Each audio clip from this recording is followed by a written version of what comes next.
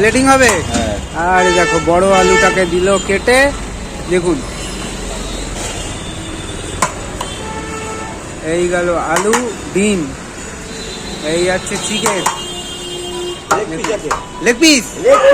দেখুন এটাই সবাই বেশি পছন্দ করে। 70 থেকে 80 গ্রাম ওজন আছে। 170 থেকে 80 গ্রাম। দেখুন ওদিকে সব কি মটন, মটন আর আলু। দেখুন এনারা বসে খাবে, বসে খাওয়ার জন্য বসে খেলে আছে আপনার আনলিমিটেড রাইস আছে, আলু আছে, হ্যাঁ জলের বোতল আছে।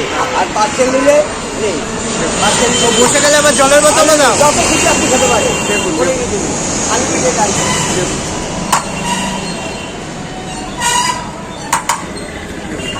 এই হচ্ছে প্লেটিং।